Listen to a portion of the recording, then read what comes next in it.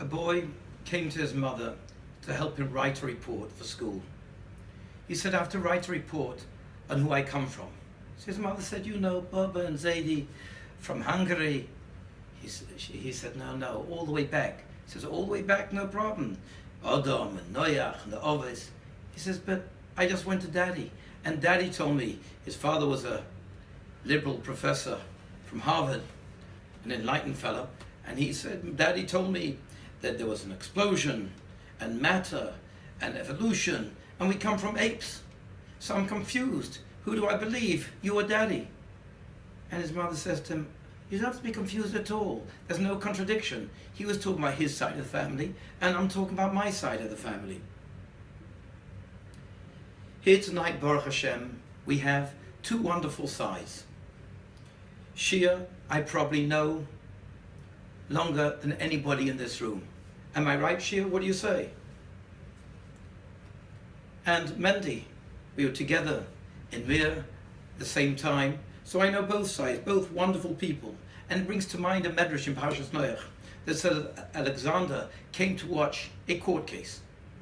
It was a Jewish court case, and one side was saying, I bought the field and I found this treasure in it, but I only bought the field, I didn't buy the treasure. You have to take the treasure back.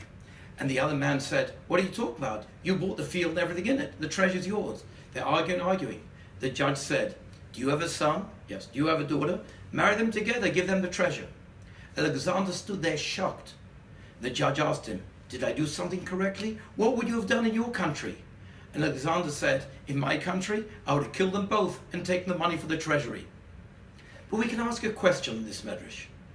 Why did the judge ask them to have a son or daughter, to marry each other? Why didn't he just say, go into business together? Make a partnership. And the answer is, when you see two such wonderful people, wonderful families like this, you don't waste it on a partnership. You bring them together. You make a shidduch out of it. And that's Baruch Hashem, this shidduch here tonight. Because marriage is all about giving, looking for the other person. It was my anniversary.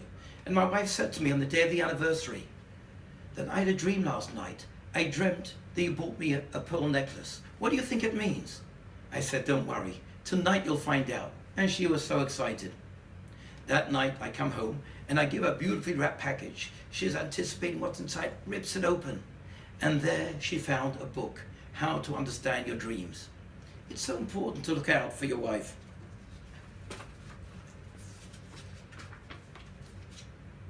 I remember looking at Shia reminds me. A posuk in this week's parasha. Shia, Mendy, the Rebbitzins of both of them. Such choshev mishpochos.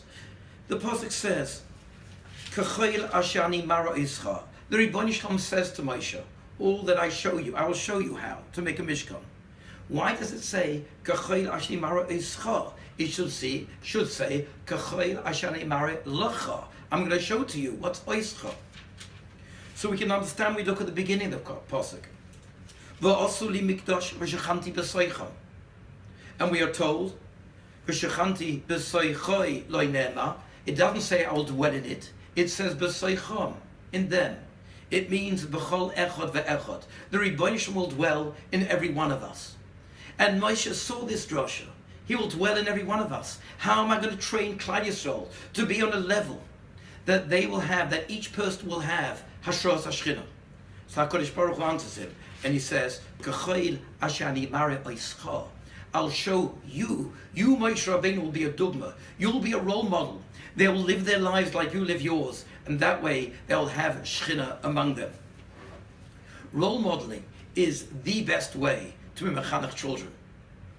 I'll give you two stories to bring that out, two contrasting stories. One story, a mother is getting on a bus with a little boy, and she says, listen, you just turned 5, and under 5 is free.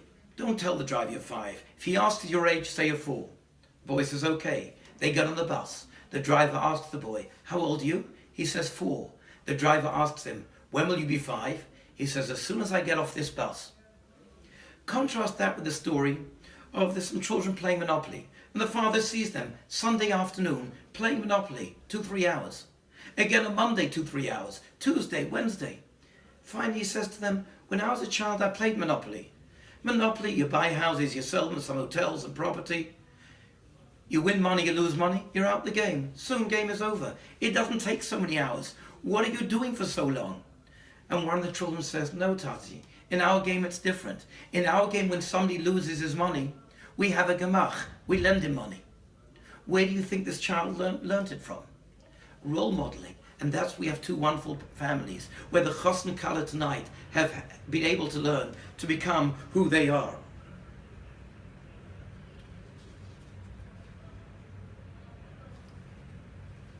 I was thinking about Shia, and it reminded me of a story of a boch in a kitchen talking to the cook. The next day he gets called into the Rosh Yeshiva, and the Rosh Yeshiva says, you know, you ever talk to the cook like that, I'll throw you out the yeshiva. He says, what do you mean? I didn't say anything to him. He says, yes, you did. You said about his weight. You were talking about him being horizontally challenged. He said, what are you talking about? I didn't say anything to him. What had happened is, the cook was peeling cucumbers. He didn't have a peeler, so he was using a knife. And when he was using the knife, he was cutting off large parts of the cucumber. And the boy looked at him and said, wow, what a waste. And he got misunderstood. Shia is somebody who doesn't know what the word waste means. He doesn't know what it means, a waste of time. He's somebody who utilizes every second. Every one of those 86,400 seconds, the Rebbe Shalom grants him every day. He is using them. But he does know kitchens. It's not just his Torah. When he was in the kitchen in Gateshead, and he knew what some Bachram had broken in, he knew who they were. The Rosh Yeshiva, when Rebbe Leib called him in and asked him the names, he had the guts. He had that Mesiras Nefesh to say to Rebbe Leib, I'm not going to say the names, it's Lashon Hara. The Midas Treivis, to be able to do that. The Rosh Yeshiva himself was asking him. Unbelievable Midas. And his Torah learning. That I experienced firsthand. I was Zoicha to learn with him Chavrusa. He came to my apartment every night in Yerushalayim. His sharpness, his asmoda, it was such a pleasure for me. I still have fond memories of that time. And of course, once in a while we got a good schmooze in as well.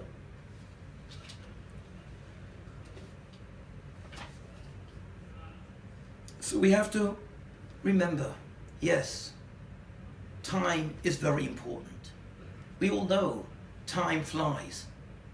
But the good part is, the advantage, what we have to remember is, it's true time flies, but we are the pilots. We can decide what to do with that time. And every one of us over here who are engaged together, I'm sure you all look back and you can't believe it's around 40 years ago when it seems like yesterday. We have to make sure to utilize the time the best we can. There was once somebody, a bus driver in Eretz Yisrael. He got a ticket for too many people on the bus. He was taken to court. The judge asked him, what do you have to say? He said, I plead not guilty. I didn't have so many people on the bus. The driver said, the policeman said, what are you talking about? I counted the people. He had too many. The judge turned to the driver, what do you have to say? He counted the people. The driver said, I can prove it's not true. Because all you have to do is bring an Egged bus. Try and put on that many people, and you'll see it's impossible to get that many people that he claims I had on the bus. The judge was intrigued. He said, okay, let's do it. And they bring a bus there. And they try and fill this bus with a number of people that the policeman said he on the bus that day. And what happened? It was impossible to get that many people on the bus. Right away, the judge said, case dismissed. Afterwards, the policeman goes over to the driver and says, how did you pull that off? I counted the people. You didn't have that many people on the bus. The driver said, it's very simple. There's a big difference between the bus I was driving and this bus. The bus I was driving was getting people home from work. Everybody wanted to get home. One wanted to get to his family. One wanted to get home to eat. This one had this things to take care of. No matter what, they made sure they got the bus. They would squeeze in, mach Platz, push everybody. People would have to breathe in, but everybody got on. The bus we tried now to get people on. And you're trying to get that many people on the bus, everybody wants their Obama, step back, you're bothering me, I can't breathe. And nobody will let anybody near them. Of course, you can't get that many people on a bus.